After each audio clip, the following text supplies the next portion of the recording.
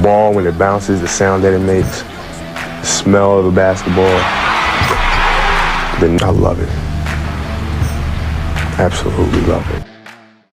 Welcome to All Ball, the show where we bring you NBA basketball through the lens of the average Nigerian. Today we'll be making the absolute boldest prediction. We're talking about MVP, DPOI, chip, who wins it all at the end of the day, all of that. But before we get started, please give this video a thumbs up, subscribe and follow us on IG at allball.ng to stay connected with all our latest updates. We've got a loaded episode for you today, so let's get right into it. First prediction is that Nikola Jokic is going to be the first center to finish a season averaging a triple-double. Now, for some people, they're like, I can see why. For some others, might be like, nah. Now, let me explain why that's very possible. First, look at his track record. Nikola Jokic, since his breakout season, which was, I would argue, was 2020, when he went up against the Clippers, came down 3-1 to eliminate them. Remember that the Clippers were the favorites to win the title that year. They limited the Clippers. Then they lost to the Lakers in the conference final. The Lakers won 4, they won 2. Now, from that season moving forward, Jokic didn't average less than 24 points and 10 rebounds per season. In fact, last season, the 2023 season, Jokic averaged 26, 11, and 9.8. So he was literally 0.2 assists away from averaging triple-double last year. Now, when you combine that with the offense of the Nuggets. Now, we all know that they run the offense to their best player, Nikola Jokic, who is arguably, so many people would argue that he's the best player in the world. I still maintain it's Giannis, but oranges, apples, who cares? Well, I do.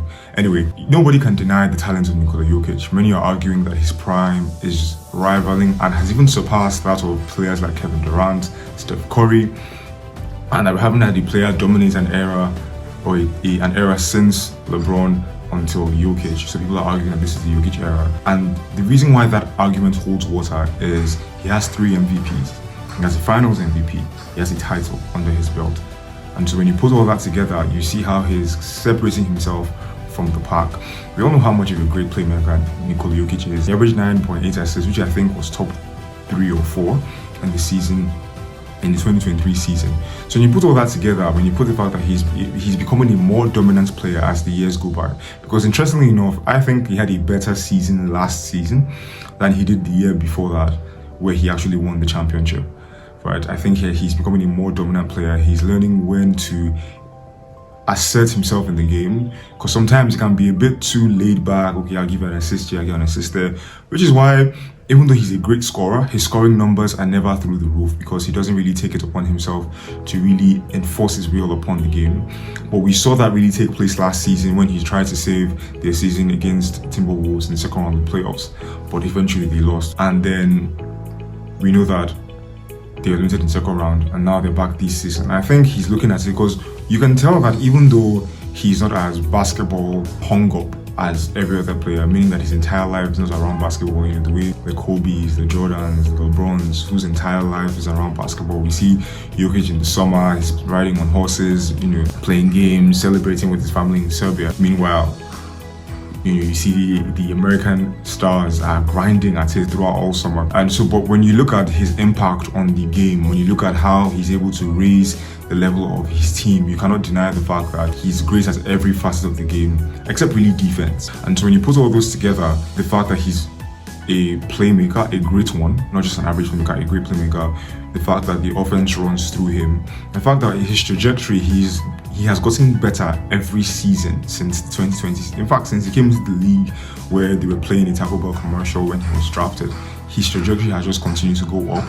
And all of that leads me to believe that this will be the season where a center, which is ridiculous to think about, will average a triple-double for an entire season. Now, if he does that, where do you guys think that puts him in the all-time list? Is he now top 10? Because he has the MVPs, he has more MVPs than Steph and KD. He has the championship. Now he's adding all these other things to his resume. Does that make him top 10? Let me know what you guys think in the comment section. The second prediction is that Giannis Antetokounmpo is going to win the Defensive Player of the Year. Now, why do I think so? It is no secret that the Bucks defense has plunged, taking a nosedive since the let go of Mike Budenholzer and Drew Holiday last season. Now, Giannis is one that we know definitely wants to win another championship. I mean, he's looking around the league, he's seeing his peers Embiid won another MVP. Jokic won MVPs. Jokic has won the championship. Tatum in his own conference has won the championship. And so we know that Giannis is somebody who is driven, who is a basketball crazy. He's like all them Kobe and all. And so we know for certain that he's watching, he's seeing these things happen, and he's driven to want to win. And all of this is just going to serve as more motivation. I personally believe that we are in for a Giannis revenge season, but not necessarily scoring wise. Interesting enough, we know that Giannis is a consistent player. We know we can guarantee that, okay, if Giannis is in the game, we're going to get 30 points, 11 or 12 rebounds, and between 6 and 4 assists. But Dame is the key factor here. Since they added Dame last season wasn't bad, he wasn't horrible, but we know that Dame's ceiling is higher than his level of play last season. We saw his last season in Portland, or his last playoff series in Portland, where he by himself almost eliminated the Denver Nuggets. But that 55-point game where he just went ballistics and everybody was like, this guy needs help. And now he finally has arguably the best player, or one of the best players in the league, alongside him for a chance for a shot at the title. So I think Giannis is going to take a step back scoring wise, because he knows that he can always get his whenever he wants to. Giannis is not the kind of player that you really need to set up with a particular play. Okay, I want to run this play for Giannis. Giannis can go get his buckets whenever he wants to. That's why even though they've learned to build a wall around him, he has grown past the point where he's able to score regardless of any wall. And so I think Giannis is going to take a step back so that he can make up for the defense that was lost when they traded away Drew Holiday. Because Drew Holiday, I don't think the Bucks realized how integral a role he played in their championship run, because otherwise they would have found a way to still keep him and get Dame. Now, one would argue there was no way they could have done so, but I mean, look at the Celtics.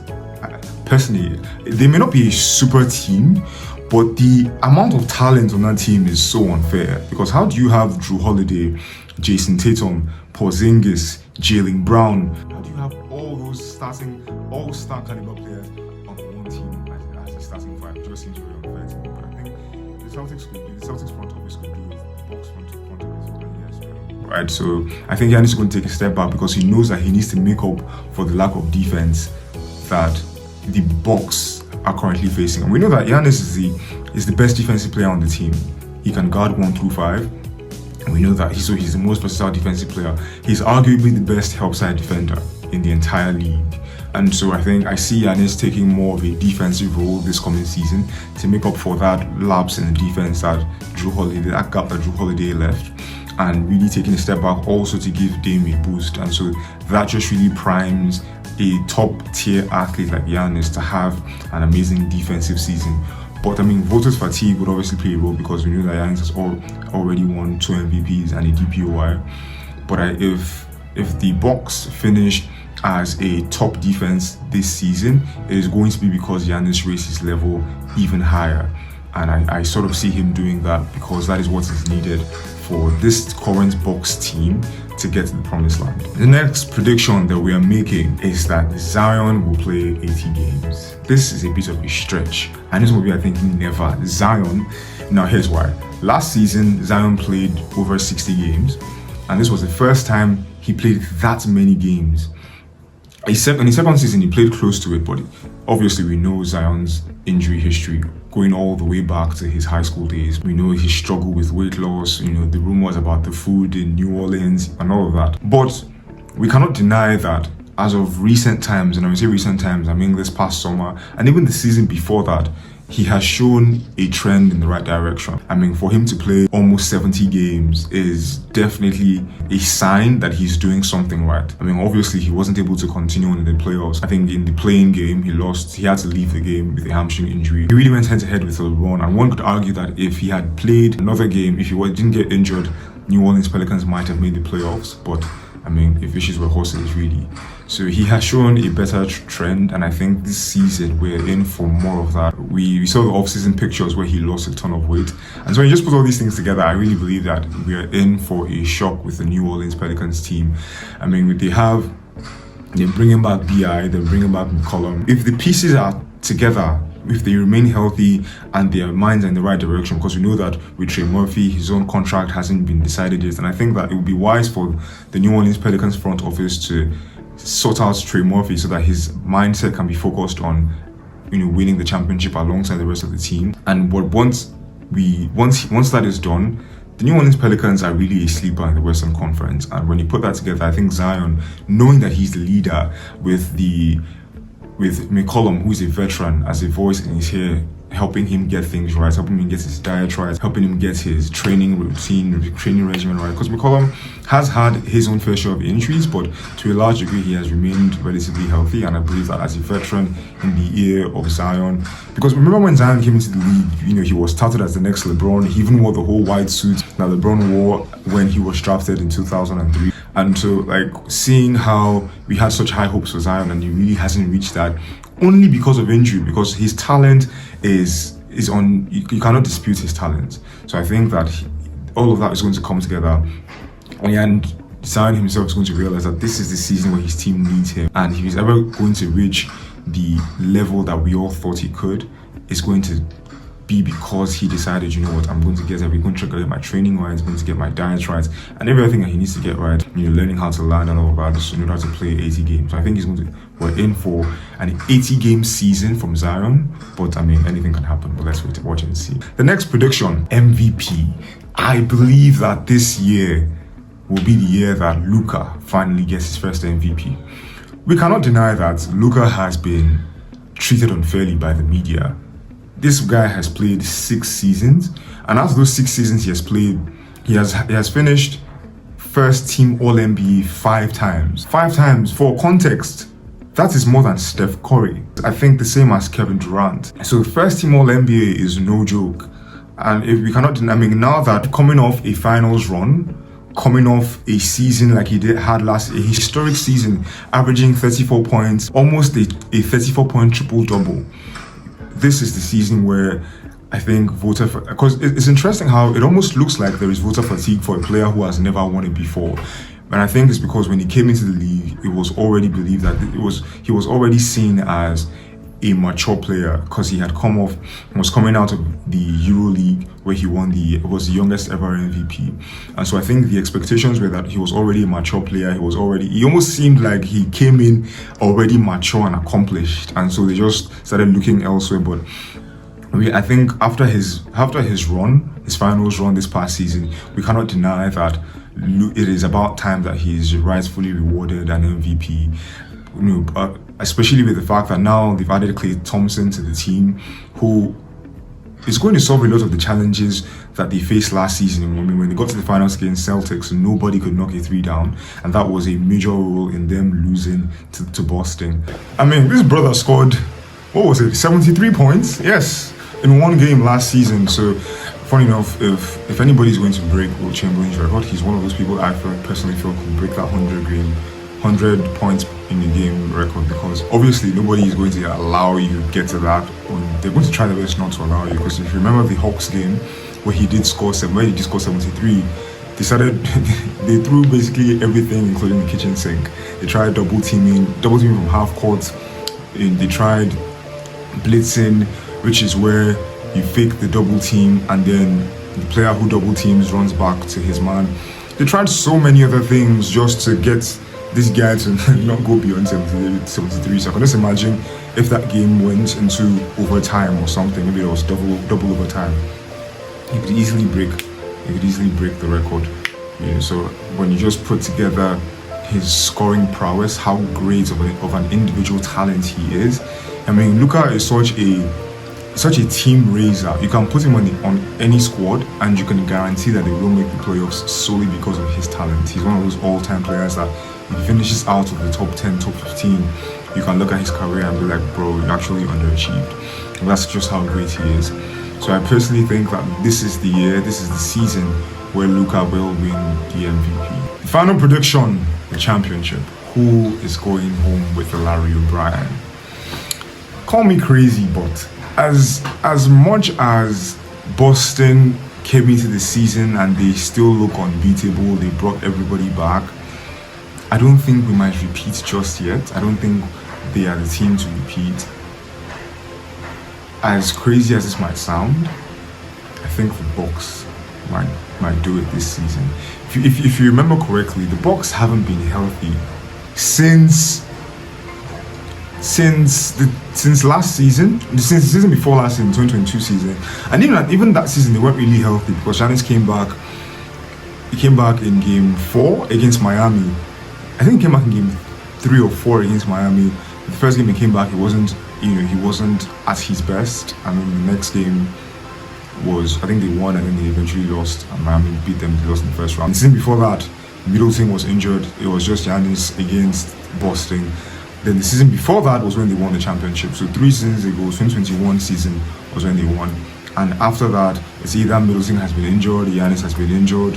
There's always just been one thing or the other. And I think this season they're putting all of that together. I mean, Middleton has an injury at the beginning of the season, has an ankle injury.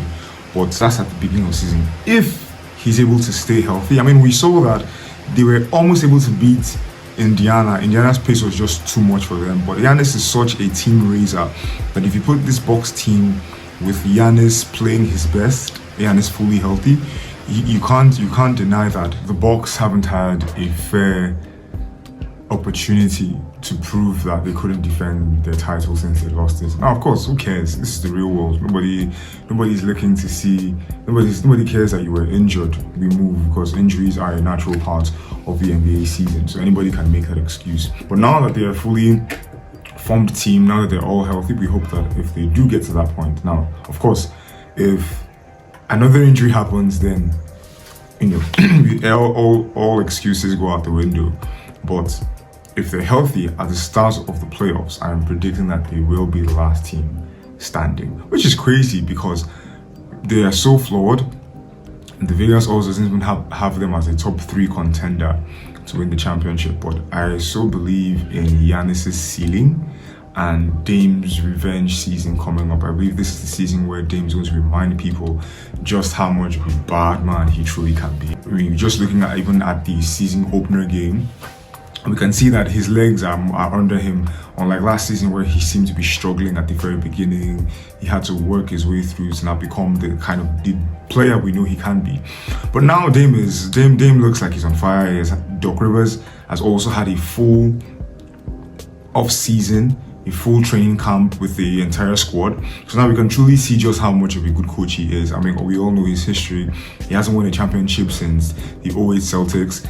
He consistently lost with the Clippers. Then he went to Philly, and there was always one excuse or the other. It was always someone else's fault why they lost. But now there is no excuse for Doc Rivers, and I think that this is possibly his last opportunity as an NBA coach at all. And if he messes this up, he potentially will be out of a job for a while.